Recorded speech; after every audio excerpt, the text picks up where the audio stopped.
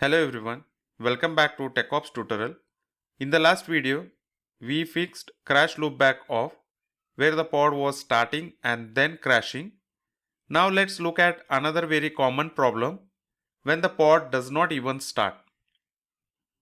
When a pod is in pending, Kubernetes creates it but it cannot place it on any node. In this video, I will show you the 5 most common real-world reasons why pod stays in pending and we will fix them live in Minikube. We will use broken YAML file on purpose so you can learn how to read the errors and fix them like a real Kubernetes admin. So let's get started.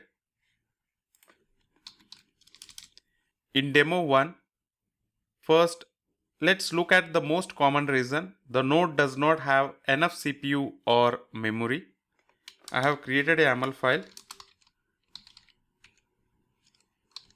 pending resource.yaml. This is a YAML file. Here I have given 8 core CPU and 12 GB of memory. Let's apply it.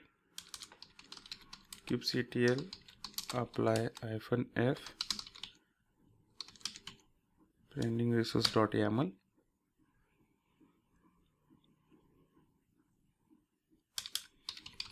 kubectl get pods.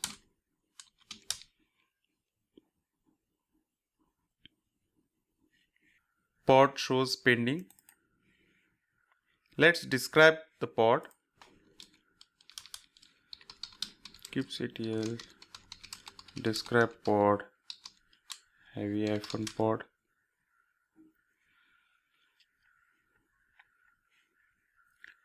Look at the events. 0/1 nodes are available. 1 insufficient CPU. 1 insufficient memory. Kubernetes is saying that I want to run this pod but no node has enough CPU and memory for it. So the pod is waiting in pending state.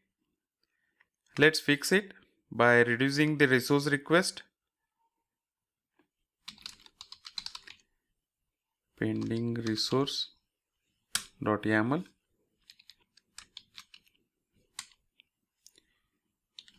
$250M 256 MI.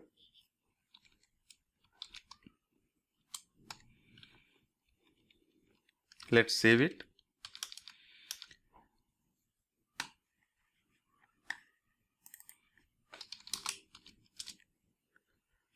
We reduce the pod requested CPU and memory to fit within what Minikube provides.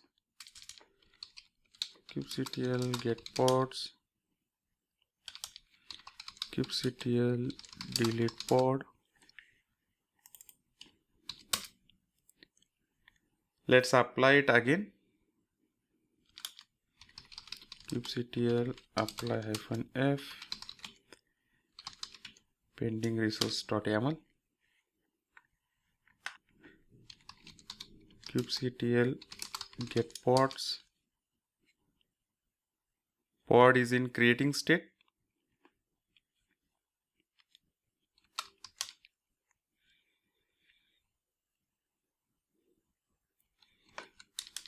Okay, pod is running now. Pod becomes running. So before moving to the next demo, let's delete it. kubectl delete pod -pod.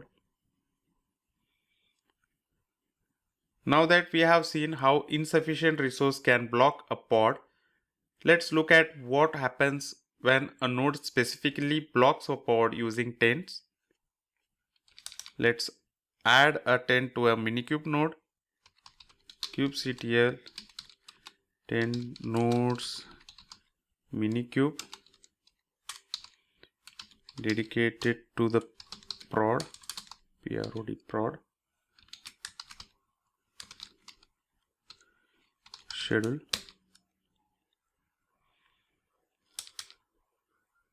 I have created a YAML file. This is the YAML file. Let's apply it. kubectl apply -f pending -taint.yaml kubectl get pods. It is in pending state. Let's wait for a second. Now let's see why Kubernetes refused this pod even though the resources are enough. kubectl describe pod taint-pod. Check in the event.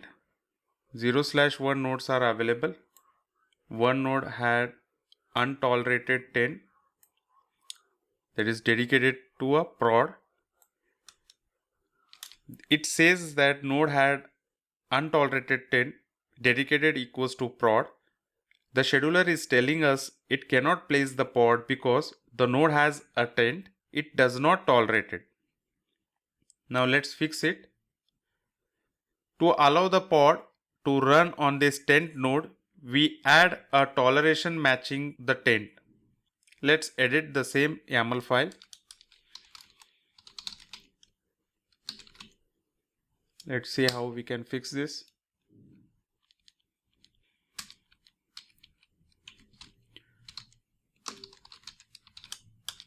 Toleration key equals to dedicated, operator equals to, operator will be equal,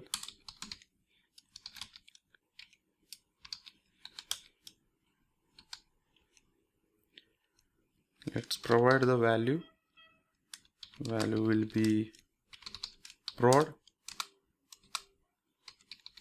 effect no schedule. Let's save this and kubectl get pods. Let's delete the pod before applying. kubectl delete pod.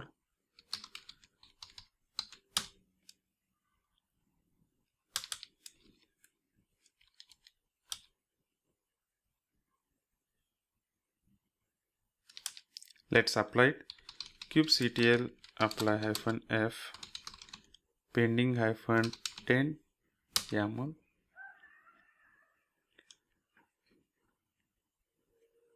Let's verify. kubectl get pods. Pod is in creating state. Pod becomes running. In this demo, we have added a taint to the node. We need to remove it before the next demo so other pods are not blocked. We do this with kubectl taint nodes Minikube dedicated equals to prod schedule hyphen. There is a typo in dedicated prod no schedule. Minikube untaint. And also delete the pod before moving to the next demo. kubectl delete pod taint-pod. In next demo, demo 3, pod pending due to PVC not bound. Even if the resources are fine and the node accept the pod, storage can still block it. Let's see this in action. I have already created a YAML file pending pvc.yaml. This is a YAML file, but PVC does not exist. Let's apply it.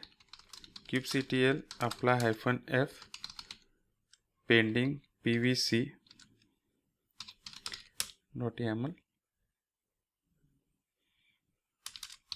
kubectl get pods -w.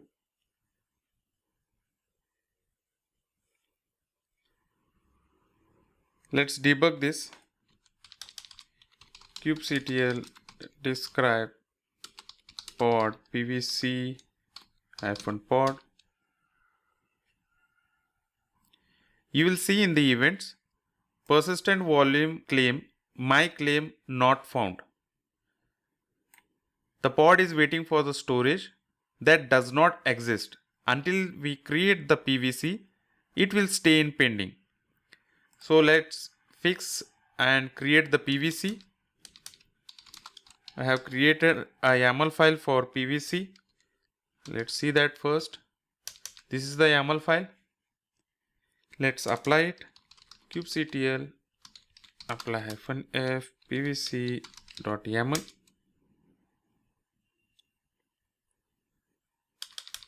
kubectl get pvc. Now that the PVC exists, Kubernetes can schedule the pod and mount the volume. kubectl get pods.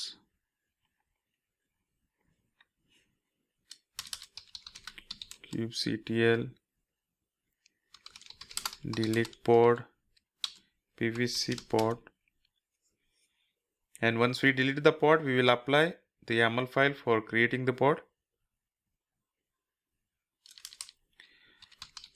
kubectl apply -f pending -pvc.yaml. Let's verify. kubectl get pods. Container is in creating state. Let's wait for a second. Perfect. PVC pod is running. Let's move to the next demo, which is demo 4. Pod pending due to the NodeSelector. Before that, let's delete it. kubectl get pods.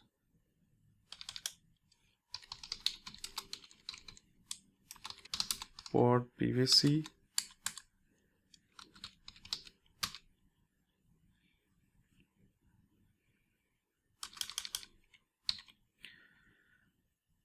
Now let's move to the demo 4. Finally, even if the resource and storage are fine, a pod may still be in pending if it requests a specific type of node. Let's explore it. I have created a YAML file pending -NodeSelector.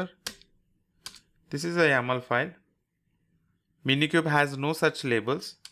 Let's apply it. kubectl apply -f pending NodeSelector.yaml. kubectl get pods. Pod is in pending state. Here the pod is requesting a specific node using NodeSelector. Let's see why it is pending. kubectl describe